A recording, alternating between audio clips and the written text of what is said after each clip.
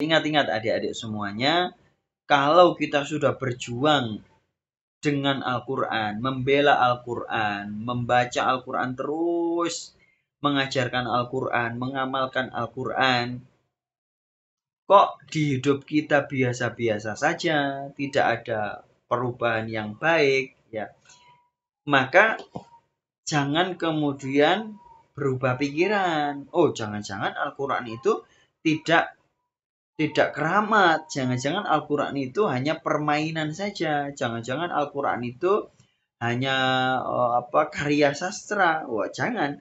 Nggak boleh punya keyakinan semacam itu. Ya, makanya Ustadz sekarang sedang menerjemahkan kitab ini, kitab Asy-Syifa.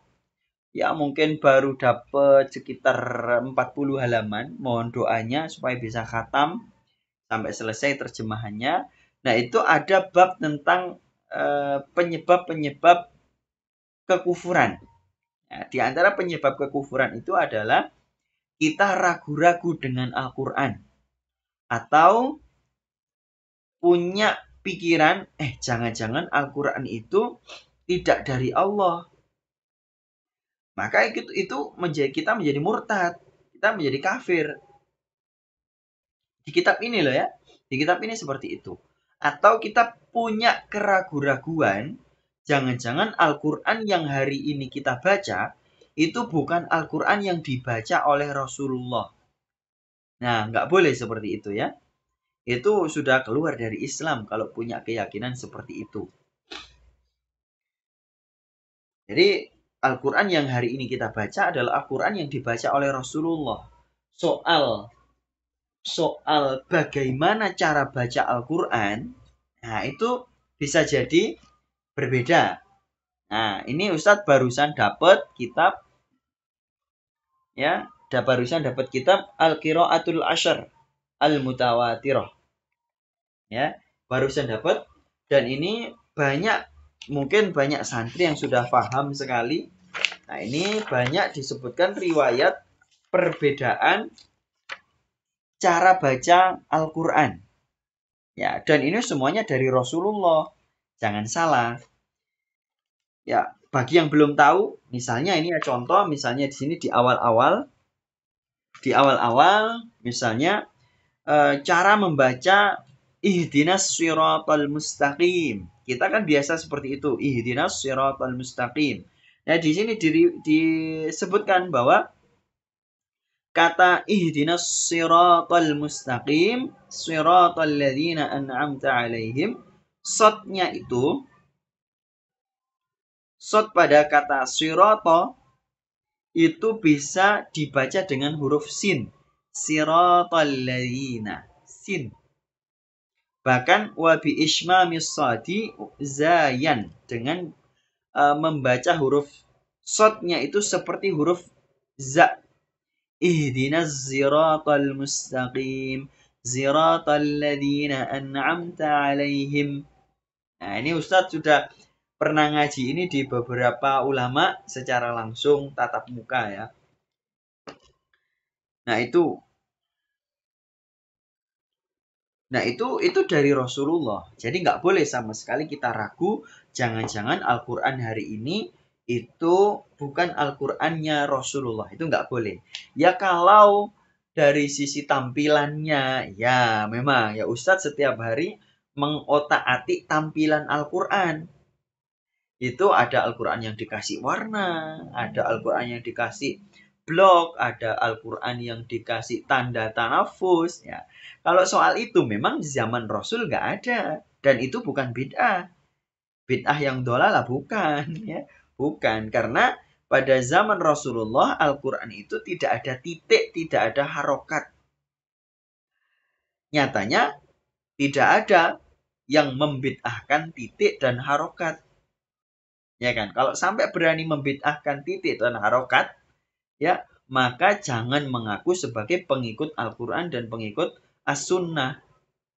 Nah, ini adik-adik sering ya ketemu ya di YouTube ya. Kita ini pengikut Al-Quran dan As-Sunnah, gitu katanya. Padahal Al-Quran yang dibaca itu tampilannya sudah beda dengan Al-Quran yang ada pada zaman Rasulullah secara tampilan. Ya, baik, itu sebagai intermezzo saja ya. Nah, kembali ke to be extraordinary with Al-Quran. Ini terakhir, poin terakhir. Sekali lagi bahwa kalau kita sudah berjuang bersama Al-Quran, kok tidak ada perubahan hidup, nggak boleh sama sekali kita meragukan Al-Quran. Yang harus diragukan adalah diri kita sendiri. Siapa tahu gara-gara dosa-dosa yang tersembunyi, dosa-dosa yang tidak kita sadari, dosa-dosa yang kita anggap biasa-biasa saja, itulah yang membuat amalan-amalan kita itu tidak berdampak yang extraordinary. Harusnya kalau kita itu bersih dari dosa-dosa, itu amalan sekecil apapun itu sudah bikin kita extraordinary. Makanya banyak ya cerita-cerita ulama yang baca Al-Qur'annya belepotan. Belepotan bukan berarti kok salah mutlak gitu ya, bukan. Maksudnya ya sama kayak di YouTube itu adik-adik ngeri sekali aksi bullying terhadap bacaan Al-Qur'annya Habib Umar bin Hafidh, ya kan? Bullyingnya Masya Allah, keji sekali. Ya, padahal itu sah, bener. Cara baca tidak harus dilakukan. Wong melakukan Al-Quran itu kan tidak wajib. Itu hanya sunnah. Dan melakukan Al-Quran itu kan macam-macam. Ya tagon nabil Quran itu macam-macam. Tidak harus dengan nagom-nagom yang masyhur, harus nahawan, harus apa gitu. Nggak harus seperti itu. Jadi kita baca Al-Quran Bismillahirrahmanirrahim.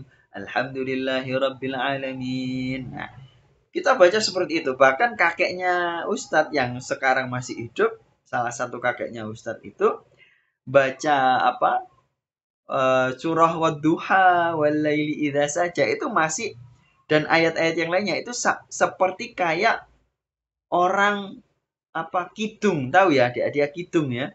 Orang Jawa pasti tahu kidung gitu. Nagomnya seperti itu. Tapi banyak karomah. Ada juga ulama yang seringkali salah baca kitab, tapi ketika membahas makna dari kitab tersebut benar. Banyak itu kejadian-kejadian seperti itu. Ada ulama yang kelihatannya miskin, tapi ternyata dia itu bisa membuat anak cucunya kaya raya, banyak usahanya, ya seperti itu. Itu karomah-karomah yang, ya sekali lagi, karomah itu, ya ukhti syahidah, karomah itu tidak selalu karomah to be extraordinary itu tadi, itu tidak selalu saat ini juga ketika kita masih hidup, dan tidak harus di dunia. Karomah itu justru lebih berharga nanti di akhirat. Tapi walaupun demikian adik-adik, kita mesti mengkoreksi diri terus. Kita mesti memuhasabai diri terus. Kenapa sih saya sudah beramal soleh banyak, kok hidup saya ordinary banget, nggak ada ekstra-ekstranya. Itu kita harus berpikir keras. Jangan-jangan ada dosa tersembunyi. Jangan-jangan ada dosa yang tidak kita sadari. Jangan-jangan ada dosa yang belum kita taubati. Jangan-jangan ada dosa yang kita anggap biasa-biasa saja. Nah, itu dia ya. Mohon maaf semuanya para santri kalau boring ya, mohon maaf. Ustadz kecapean. Semoga tidak kapok. Pekan depan barangkali kita ketemu lagi. Kita tutup dengan Sayyidul Istighfar untuk sesi kajiannya. Kita baca bersama-sama. Yang belum hafal silakan dihafalkan.